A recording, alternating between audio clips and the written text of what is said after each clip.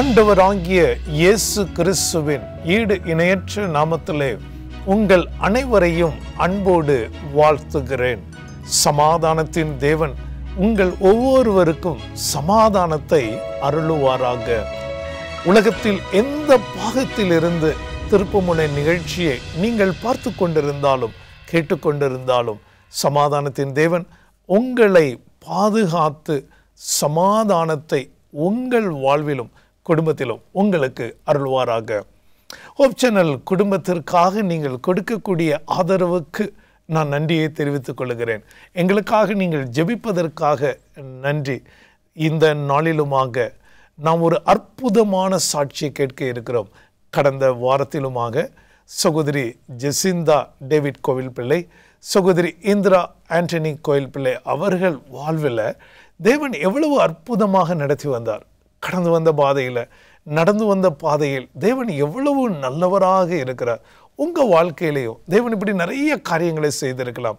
நாம் இன்றும் தொடர்ந்து அவர்கள் வாழ்வில் தேவன் எப்படி மாற்றத்தை கொண்டு வந்தார், அவர்கள் வாழ்வை எப்படி மாற்ற முடிந்தது, இதற்கான விடையை நீங்கள் கண்டிப்பாக பெற்றுக்கொள்ள முடியும். ஜெபத்தோடு என்னோடு கூட பயணிக்கும்படியாய் உங்களை அன்போடு கேட்டுக்கொள்கிறேன். சகோதரி, உங்களை நான் அன்போடு வாழ்த்தி வரவேற்கிறேன். உங்களை அன்போடு வாழ்த்தி வரவேற்கிறேன். கடந்த வாரம் நீங்கள் 2 பேரும் சொன்ன ஒரு அற்புதமான காரியம், உங்கள் வாழ்வில் ஊரில் ஒதுக்கி வைத்ததில் இருந்து உங்கள் தாத்தா தானே அதில் இருந்து பிறகு அவங்க வழியில் உங்கள் அப்பா அம்மா அதில் அவங்க மிக சாதாரண வேலை செஞ்சாலும் கொஞ்சம் வருமானம் வந்தாலும் ஆண்டவருக்கு உண்மையாக இருந்து உங்கள் 4 பேரை அவங்க படிக்க வச்சு இன்றைக்கி நம்ம தலை நிமிர்ந்து நிற்கிறதற்கு ஆண்டவர் ஒரு பெரிய பாக்கியம் கொடுத்துருக்கிறார். ஆண்டவர் தேவன் எவ்வளவு நல்லவராக உங்கள் லைஃப்பில் அதே மாதிரி உங்களையும் ஆச்சரியமாக அந்த சத்தியத்துக்குள்ளே கொண்டு வந்திருக்கிறார்.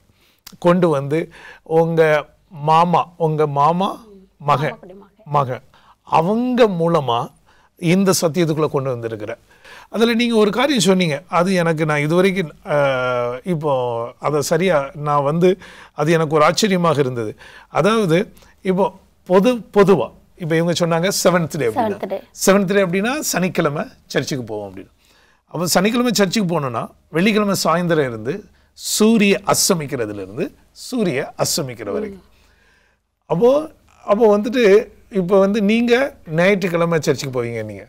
ஆனால் நான் நினச்சேன் ஞாயிற்றுக்கிழமை அவங்க சர்ச்சுக்கு போயிட்டு அவங்க பெரும்பாலும் இதே மாதிரி இருக்க மாட்டாங்க. ஆனால் இன்றைக்கி நீங்கள் ஒரு காரியம் சொன்னீங்க, அது இன்றைக்கி தான் நானே கேள்விப்படுறேன். அதாவது நீங்கள் நீங்களும் அது எப்போ படிக்க மாட்டீங்க அப்படின்னு சொல்லி சாட்டர்டே 12 மணிலேருந்து சண்டே நைட்டு 12 மணி வரைக்கும் படிக்க மாட்டோம். இது இன்னைக்கு தான் நானே, அதாவது நாங்கள் நினச்சது 12 மணிலேருந்து அடுத்த நாள் வரைக்கும். அப்போ அதுலயும் ஒரு நாளை இப்படி கை கொள்றதுக்கு இருக்கிறாங்க. என்ன வெறும் காலையில சர்ச்சுக்கு போயிட்டு அப்புறம் அவங்க வேலைகளை செய்யறது மாத்திரம் இல்லை, நைட்டு 12 மணிலேருந்து புக் எதுவுமே எடுக்க மாட்டீங்க, தொட மாட்டோம். ஃபாஸ்டிங் போட்டு ப்ரேயர் பண்ணுவோம் எக்ஸாம்ல இருந்ததுன்னா. ஆனா உண்மையான சத்தியம் எதுன்னு தெரியாது. அது தெரியாது. ஆனாலும் நீங்க அந்த 12 மணில இருந்து அந்த 12 மணி வரைக்கும் அப்படி இருந்திருக்கிறீங்க. கடவுளுடைய நாமமா நான் இது இன்னைக்கு தான் நானே இதை கேள்விப்படுறேன். அப்போ அதாவது பொதுவா நான் என்ன நினைச்சேன், எல்லாரும் காலையில சர்ச்சுக்கு போயிட்டு அவங்க வேலையை செய்வாங்க அப்படின்னு. ஆனால் இதில் நீங்க சொல்லும்போது தான் அப்போ உங்களுக்கும் அந்த ஒரு நைட்டு 12 மணிலேருந்து அந்த ஒரு நாள் நம்ம எந்த வேலையும் செய்து கொடுக்கக்கூடாதுன்னு, அதனால தான் ஆண்டவர் உங்களை இந்த ஆச்சரியமான சத்தியத்திற்குள்ள உங்களை அழைத்து கொண்டு வந்திருக்கிறார். தேவனுடைய நாம மகிமை அடையட்டும். அப்போ நீங்கள் லவ்ரியில் படிக்கிறீங்க. நீங்கள் லவ்ரி அதாவது அது பெங்களூர் பட்டணத்தில் இருக்கக்கூடிய ஒரு அட்வென்டிஸ்டுக்கு சொந்தமான ஒரு காலேஜ் அப்படின்னு நீங்கள் சொன்னீங்க. அங்கே நீங்கள் டீச்சர் ட்ரைனிங் அப்போ அதை படித்து கொண்டிருக்கும் போது உங்கள் வாழ்வில் மறக்க முடியாத ஒரு நிகழ்வு என்ன அப்படின்னா, நான் தமிழ் மீடியத்துல இருந்தா படிச்சுட்டு வந்தேன். சரி. அப்போ வந்தோடனே 90 ஸ்டூடெண்ட் உண்டு. அப்போ எனக்கு கொஞ்சம் பயம் இருக்கும், நம்ம தமிழ்ல தான் படிச்சுட்டு வந்திருக்கோம், பேசுறது புரியும், டீச் பண்றது புரியும், ஆனால் ரிப்ளை பண்ண தெரியாது. அப்போ என்னச்சுமே வீட்டில் தமிழ் பைபிள் இங்கிலீஷ் பைபிள் கொஞ்சம் வாசிப்பேன். அது மாதிரி ஒவ்வொரு நேரமும் எனக்கு புரியாதுன்னா அக்கா எனக்கு சொல்லி தருவாங்க, அவங்க இது பண்ணி எக்ஸ்பிளைன் பண்ணுவாங்க. நீங்களும் அங்கதான் இருந்தேன். இல்ல அவங்க படிக்கல, அவங்க மேரேஜ் ஆயிடுச்சு. அவங்க யாருன்னே எனக்கு தெரியாது. மேரேஜுக்கு அப்புறம் என்னை அங்கிட்டு கூப்பிட்டு வந்து என்னுடைய அம்மா விட்டுட்டாங்க. மாமா பையன்லாம் அவங்க என்னை படிக்க வைக்கிறேன்னு சொன்னதுனால இங்க கூட்டிட்டு வந்து விட்டுட்டாங்க. அந்த நாளையில இருந்து இன்னைக்கு 30 வருஷமா ஒன்னாதான் இருக்கிறோம். அதெல்லாம் சேர்ந்து எப்போதும் ப்ரேயர் பண்றது வைக்கிறது இருக்கு. எல்லாம். அப்ப அந்த இங்கிலீஷ் உங்களுக்கு வந்து அந்த இங்கிலீஷ் கஷ்டமா இருக்கு. அதுக்கப்புறம் அதுல அப்புறம் அந்த 90 ஸ்டூடெண்ட்ல எக்ஸாம் வர்றப்போ 20 பேர் தான் ஃபர்ஸ்ட் இயர்ல பாஸ் பண்ணோம். அதுல நான் ஒருத்தியா இருந்தேன். ஆமென். ஆமா. அதாவது 90 பேர் உங்க கூட படிக்கிறாங்க. இப்போ உங்களுக்கு அதுல லாங்குவேஜ் பிரச்சனை. ஆனா எந்த இது இப்போ கன்னடா இதெல்லாம் இருக்குது. டீச் பண்றப்போ பிராக்டிக்கல் இதுல எல்லாமே நல்ல மார்க் எடுத்து பாஸ் பண்ணேன் ஃபர்ஸ்ட் கிளாஸ்ல. அதே மாதிரி செகண்ட் இயர்ல அதே மாதிரி 90ல 15 பேர் தான் பாஸ் பண்ணோம். அதுலயும் கடவுள் கிருபையில எல்லாம் பிரேயர் தான். உட்கார்ந்து பிரேயர் பண்ணுவோம். அப்போ இந்த வாழ்க்கையில உங்ககிட்ட ஒரு அற்புதமான காரியத்தை எங்களுடைய விசுவாச பிள்ளைகளும் இதை கேட்டுக்கொள்வாங்க.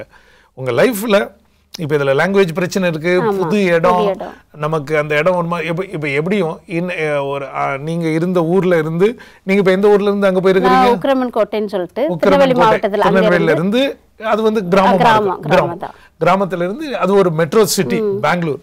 அங்க நீங்க போயிருக்கிறீங்க. 90 பேர் இருக்கிறாங்க. அவங்க பேசுற லாங்குவேஜ் வேற மாதிரி இருக்கும். ஆனா இந்த சூழ்நிலையில நீங்க 90 பேர் எக்ஸாம் எழுதினதுல எத்தனை பேர்? ஃபர்ஸ்ட் இயர்ல 20 பேர், செகண்ட் இயர்ல 15 பேர். அப்போ ஆண்டவர் வந்து அதுல உங்களோடு கூட இருந்திருக்காரு. இதற்கு காரணம் நீங்க ஜெபம் சொன்னீங்க. நீங்க உங்க தனிப்பட்ட வாழ்க்கையில நீங்க எப்படி ஜெபம் பண்ணுவீங்க? நான் என்ன எப்போதுமே இது டிவி போட்டா பார்க்க மாட்டேன்.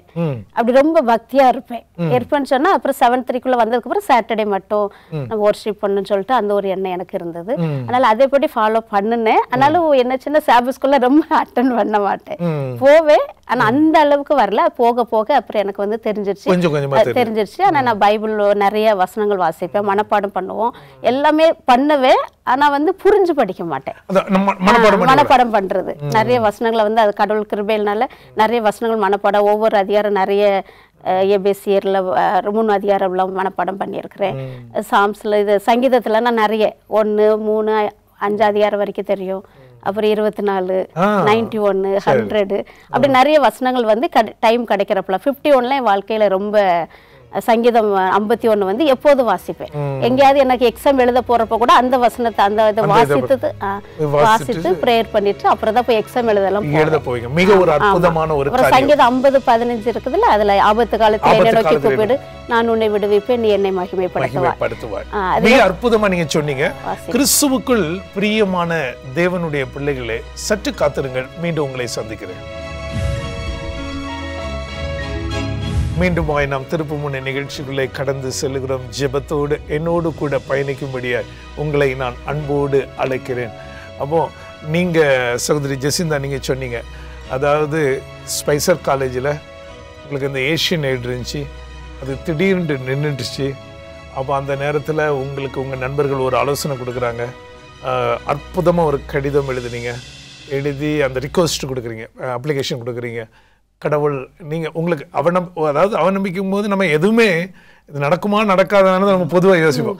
நம்ம எதுவுமே வந்து நமக்கு எவ்வளவு நம்பிக்கை இருந்திருந்தா கூட நமக்கு இது நடக்குமா நடக்காதா அப்படின்னு.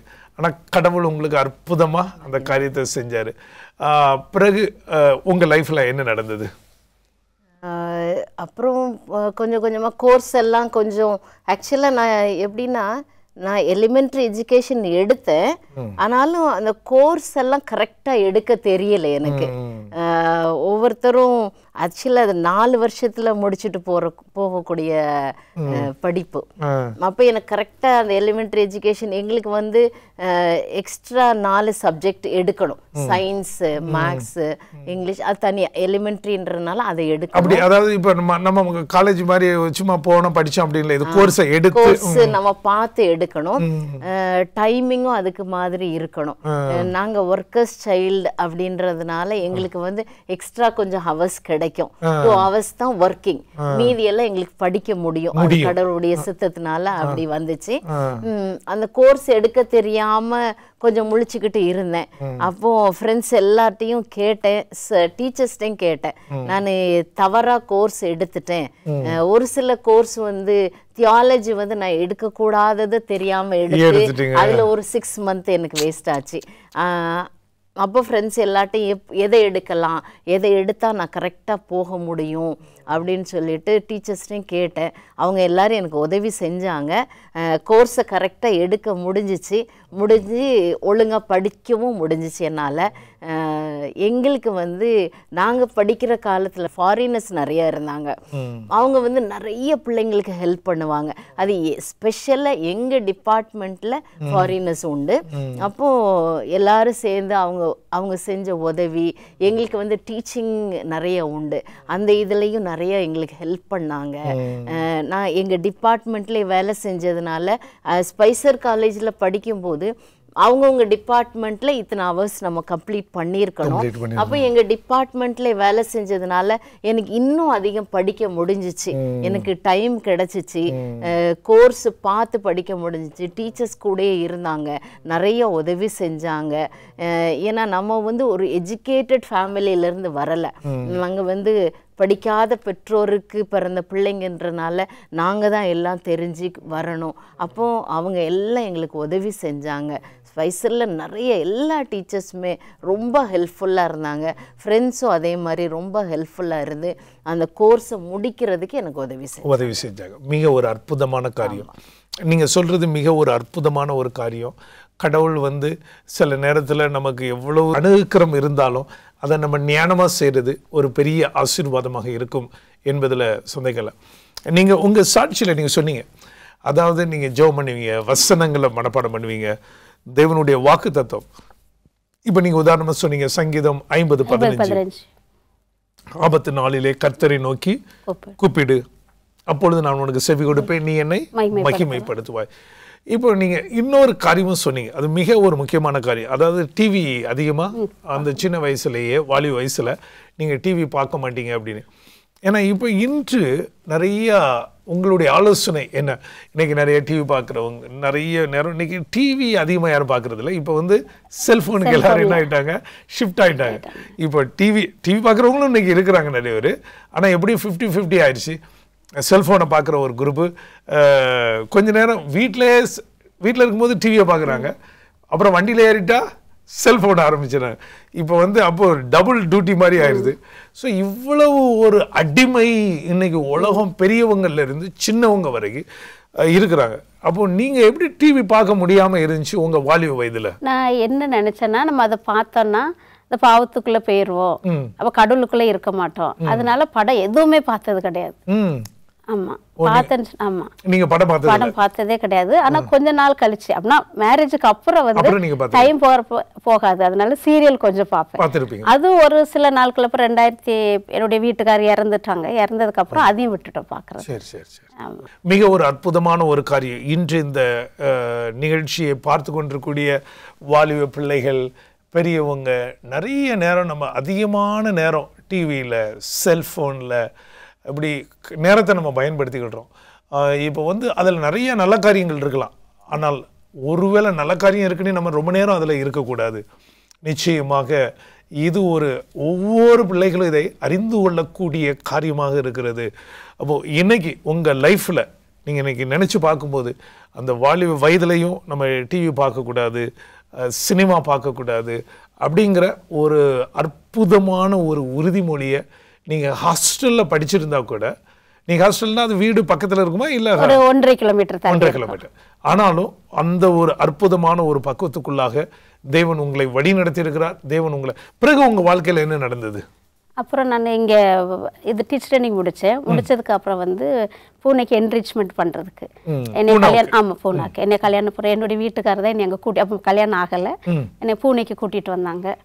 கூட்டிகிட்டு வந்துட்டு அப்போ என்ரிச்மெண்ட் பண்ணுறப்போ அதே மாதிரி தான். அந்த அளவுக்கு அப்படின்னா ப்ராக்டிக்கல் பண்ணுவோம், இது டீச்சர் ட்ரைனிங்லலாம் ப்ராக்டிஸ் பண்ணோம். ஆனால் எனக்கு வந்து எக்ஸ்பீரியன்ஸ் கிடையாது, வேலைக்கு போகலை. அப்போ பாண்டிச்சேரியில் வேலை போட்டு கொடுத்தாங்க நம்ம 7th grade. அப்போ என்னுடைய அண்ணன் அக்கா அவங்க படிக்க வச்சதுனால அவங்க என்ன சொல்கிறாங்களோ அதுபடி தான் நான் கேட்பேன். அதனால் அவங்க சொன்னாங்க, இல்லைம்மா இப்போ நீ என்ரிச்மெண்ட் பண்ண போன்னு சொன்னாங்க. அப்புறம் என்ரிச்மெண்ட் அங்கே பண்ண போனேன். அதையும் கடவுள் கிருபையில் முடிக்க கிருபை செய்தார். அதுக்கப்புறம் வந்து மேரேஜ் லைஃப் ஸ்டார்ட் ஆயிடுச்சு. என்ரிச்மெண்ட் அப்படின்னா ஒரு சிறப்பு ட்ரைனிங் மாதிரியா? ஆமாம், அது ஒரு 9 சப்ஜெக்ட் இருக்கும். அதுலேயுமே எனக்கும் அக்கா சொன்ன மாதிரி எந்த சப்ஜெக்ட் எடுக்கணும் அதில் ஒரு MA மாஸ்டர் முடித்த இது எடுத்தேன் பாடம். அதில் வந்து எனக்கு ஃபெயில் தான் கிடச்சிச்சு. அதுக்கப்புறம் திரும்ப வந்து நான் BA MA அது படிக்க போனதுனால அதுக்கப்புறம் அந்த காரியம் ஆண்டவர் நிச்சயமாக ஒரு அற்புதமாக நடத்தியிருக்கிறார். கிறிஸ்துவுக்குள் பிரியமான தேவனுடைய விசுவாச பிள்ளைகளே, தேவன் நம்ம வாழ்க்கையிலே எவ்வளவு நல்லவராக இருக்கிறார், அவர் வல்லவராக இருக்கிறார். கடந்து வந்த பாதையிலும் நடந்து வந்த பாதையிலும் தேவன் நம்மோடு கூட இருக்கிறார். நாம் எப்பொழுதும் அவரை சார்ந்து வாழும்போது அவர் நம்மை ஒருபோதும் கைவிடுவதில்லை. தேவனுடைய அணுகுக்கிறம் நம்ம வாழ்க்கையில் இருக்கும் என்பதில் சந்தேகம் இல்லை. இந்த திருப்புமுனை நிகழ்ச்சி உங்கள் நண்பர்களோடு நீங்கள் பகிர்ந்து கொள்ளுங்கள். தேவன் இதே சாட்சி உங்கள் லைஃப்லையும் நடந்திருக்கும். நீங்களும் அந்த கர்த்தர் நல்லவர் என்பதை ருசித்து பாருங்கள்.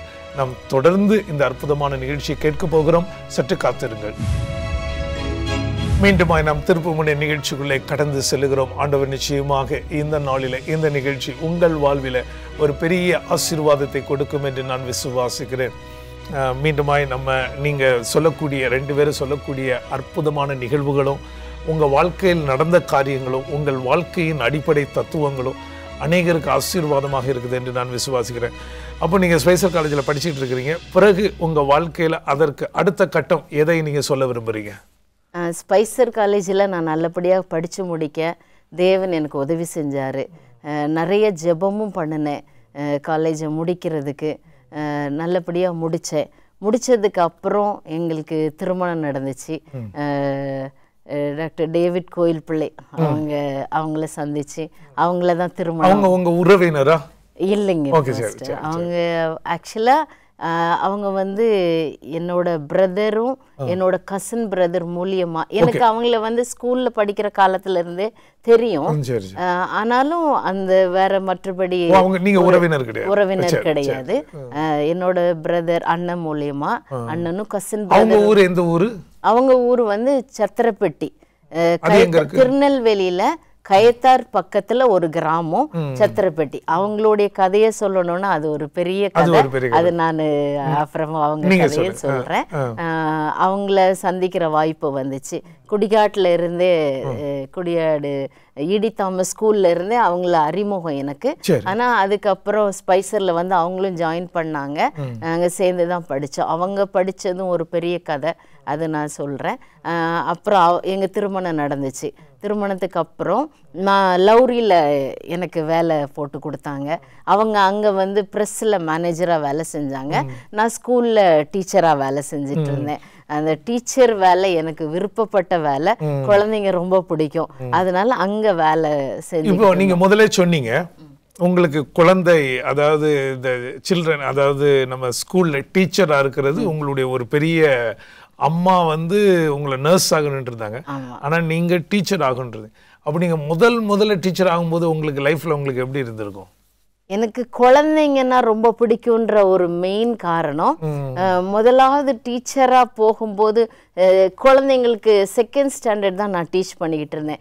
ஒவ்வொரு குழந்தைங்க முகத்தை பார்க்கும் பொழுது அது எப்போ நம்ம கிளாஸ்க்குள்ளே போவோன்ற ஒரு ஆசையில் தான் கிளாஸ்க்குள்ளே வருவேன். பிள்ளைங்களுக்கு டீச் பண்ணும்போது ஆச்சரியமா இருக்கு நீங்க சொல்றது. ஆமாம், எனக்கு அந்த குழந்தைங்க கூட சேர்ந்து இருக்கும்போது, அவங்க பேசும்போது, அவங்க சொல்கிற ஒவ்வொரு ஆன்சர்ஸும் அப்படி எனக்கே அவங்ககிட்ட இருந்து நிறைய படித்தேன். ஆனால் ஒரு கிளாஸில், உங்கள் கிளாஸில் எத்தனை பேர் இருந்தாங்க? ஒரு 50 பிள்ளைங்க இருந்திருப்பாங்க. அவங்கள ரொம்ப குறும் பண்ணுவாங்களா? அதே கோபம் வரும்? இல்லைங்க, ஃபர்ஸ்ட் எனக்கு குழந்தைங்க பிடிக்கும் அப்படின்றதுனால அந்த பிள்ளைங்க என் கூட ஒரு ஃப்ரெண்ட்ஸா தான் பழகுனாங்க. அத உணர்வு பூர்வமா நீங்க என்ஜாய் பண்ணிருக்கீங்க. ஆமா, நான் அப்படி நிறைய மாரல் கிளாஸ் எடுப்பேன் அவங்களுக்கு. அது அந்த கதை சொல்லும் போது அவ்வளோ சைலண்டா இருந்து கேட்பாங்க. அந்த பிள்ளைங்களையும் சில நேரம் ஆக்ட் பண்ண வைப்பேன். இப்போ ஒவ்வொரு ஸ்டோரியும் சொல்லும் போது ஆடம் அண்ட் ஈவ் கதை சொன்னா அது மாதிரி பிள்ளைங்களை ஆக்ட் பண்ண வைக்கிறது, அவங்களுக்கு அது இன்னும் கொஞ்சம் நிறைய தெரிஞ்சுக்கிடுவாங்க. அதனால பிள்ளைங்களுக்கு அது பயங்கர இன்ட்ரெஸ்டா இருந்து, நான் வரலன்னா வீட்டுக்கு வந்துருவாங்க. இன்னைக்கு ஏன் டீச்சர் வரல, நீங்க ஏன் வராம விட்டுட்டீங்க அப்படின்னு வீட்டுக்கு என்னைய கேட்பாங்க. பிள்ளைங்கள் ரொம்ப, நானும் அவங்கள மிஸ் பண்ணுவேன், அவங்களே என்னை மிஸ் பண்ணுவாங்க என்னைக்கு அது போகலைன்னா. அந்த கிளாஸ் ரொம்ப இன்ட்ரெஸ்டிங்காக போயிட்டு இருக்கும். அந்த பிள்ளைகளுக்கு சொல்லி கொடுக்கறத அவங்கள உங்கள் பிள்ளைகளாக மாத்திரம் இல்லை நினச்சிருக்கிறீங்க, அது ஒரு முக்கியமான காரியம். பிறகு அவங்களோட நீங்கள் இன்வால்மெண்ட் பண்ணிட்டீங்க. ஆமாங்க, அது ஒரு பெரிய ஆசீர்வாதத்தையும் அவங்களுக்கும் சரி உங்களுக்கும் சரி ஒரு பெரிய அற்புதமான ஒரு காரியம் இருந்திருக்கிறது என்பதில் சந்தேகம் இல்லை. நமக்கு நேரம் கொஞ்சம் தான் இருக்குது. நீங்கள் ஒரு காரியம் சொன்னீங்க, அதாவது உங்கள் அப்பா அம்மா மதுரையில் இருக்கும்போது இப்போ இந்த காரியங்கள் எல்லாம் இப்போ ஒரு ஸ்கூலில் நீங்கள் என்ஜாய் பண்ணியிருக்கிறீங்க அந்த பிள்ளைகளோட. எனக்கு எத்தனையோ டீச்சர்ஸை தெரியும், அவங்க அவங்க அதை அவ்வளோ என்ஜாய் பண்ணுவாங்களான்னு எனக்கு தெரியாது. ஆனால் நீங்கள் அவ்வளோ என்ஜாய் பண்ணியிருக்கிறீங்க. அப்போ உங்கள் மதுரையில் உங்கள் அப்பா அம்மா இந்த ஒரு அங்கே பணி புரிஞ்சுக்கிட்டு இருக்கும்போது கோயில் குட்டியாக இருந்தாங்க. கோயில் குட்டி அப்படின்னா கோயிலை பராமரிக்கக்கூடியவங்க. இதை நம்ம அடுத்த நிகழ்ச்சியில் நம்ம தொடர இருக்கிறோம். அது உங்கள் வாழ்க்கைக்கு ஒரு பெரிய அஸ்திபாரமாக இருந்திருக்கு. இன்னைக்கு நமக்கு எதுவுமே நம்ம எவ்வளோ என்ஜாய் பண்ணுறோம் அப்படிங்கிறது நம்ம வாழ்க்கையில் நடந்த நிகழ்வுகள் தான் ஒரு பெரிய மாற்றத்தை கொடுக்கும். ஆண்டவர் நிச்சயமாக உங்களை ஆசீர்வதிக்கணும். இந்த நாளில் நீங்கள் நேரெடுத்து வந்ததற்கு மிக்க நன்றி. நம்ம இப்போ ஜெபம் பண்ண போகிறோம். கிறிஸ்துவுக்குள் பிரியமான விசுவாச பிள்ளைகளை, நீங்கள் எந்த இடத்துல இருந்தாலும் சரி, எந்த சூழ்நிலையில் இருந்தாலும் சரி, இந்த நாளில் இந்த சமயத்தில் உங்களுக்காக நான் ஜெபம் பண்ண போகிறேன். சகோதரிகள் சாட்சி சொன்னாங்க, தேவன் அவங்க வாழ்க்கையில் எவ்வளவு நல்லவராக இருந்தார் அப்படின்னு. உங்கள் வாழ்க்கையிலையும் நிச்சயமாக நல்லவராக இருப்பார். நீங்கள் என்னென்ன கஷ்டத்தில் இருக்கிறீங்க? ஒருவேளை படித்து கொண்டிருக்கக்கூடியவங்க ஒரு கஷ்டத்தில் இருப்பீங்க, வேலைக்கு எதிர்பார்த்து கொண்டிருப்பீங்க, இப்படி நிறைய நெருக்கங்கள் இருக்கலாம். கடந்து வந்த பாதையிலும் நடந்து வந்த பாதையிலும் தேவன் உங்களுக்கு நல்லவராக இருந்திருப்பார். இந்த நாளில் இயேசுவே இந்த நாளில் எல்லாருடைய வாழ்விலும் ஒரு விடுதலையை கொடுங்க. எங்கள் நேசமுள்ள தகப்பனே, இந்த நிகழ்ச்சியை பார்த்து கொண்டிருக்கூடிய ஒவ்வொரு பிள்ளைகளையும் உங்கள் கையில் ஒப்பு கொடுக்குறோம் ஆண்டவரே. இன்னைக்கு சாட்சி சொன்ன பிள்ளைகளுக்காக ஜெபிக்கிறோம், அவங்க குடும்பத்திற்காக ஜெபிக்கிறோம். உலகெங்கிலும் இருந்து இந்த நிகழ்ச்சியை பார்த்து கொண்டிருக்கக்கூடிய எங்கள் விசுவாச குடும்பங்களையும் பாதுகாத்து கொள்ளுங்க. கண்ணீரோடு இருக்கக்கூடிய பிள்ளைகள், வேதனையோடு இருக்கக்கூடிய பிள்ளைகள், விசேஷமாக கர்த்தர் மேலே ஓம் பாரத்தை வைத்து விடு, அவர் உன்னை ஆதரிப்பார், நீதிமானை கைவிடார் என்று சொன்னது போல அன்பு ஆண்டவர் ஒவ்வொருவரையும் தாங்கி ஏந்தி வழி நடத்தும்படியாய் இயேசுவின் நாமத்திலே ஜெபங்களும் பிதாவே, ஆமென். உங்களுக்காக நாங்கள் ஜெபிக்க வேண்டும் என்றால் எங்களோடு நீங்கள் தொடர்பு கொள்ளும்படியாய் உங்களை அன்போடு கேட்டுக்கொள்கிறேன். உங்களுக்காக இலவசமான புத்தகங்கள் வேண்டும் என்றால் நீங்கள் எங்களோடு தொடர்பு கொள்ளும்படியாய் உங்களை அன்போடு கேட்டுக்கொள்கிறேன். ஆவிக்குரிய அற்புதமான புத்தகங்கள் எங்களிடம் இருக்கிறது. ஆண்டவருடைய அதிசீக்கிர வருகையை நீங்கள் அறிந்து கொள்ள வேண்டுமா? உலகத்தில் நடந்து கொண்டிருக்கக்கூடிய யுத்தங்கள், பொருளாதார மாற்றங்கள், இப்படி நிறைய நிகழ்வுகள் நடந்து கொண்டிருக்கிறது. இவைகளை பற்றி நீங்கள் தெரிந்து கொள்ள வேண்டுமா? எங்களோடு தொடர்பு கொள்ளுங்கள். நீங்கள் எங்களுக்காக ஜெபிக்கிறபடினாலே உங்களுக்கு நன்றியை தெரிவித்துக் கொள்கிறோம். ஹோப் சேனல் குடும்பத்துக்காக ஜெபிக்கும்படியாய் உங்களை அன்போடு கேட்டுக்கொள்கிறேன்.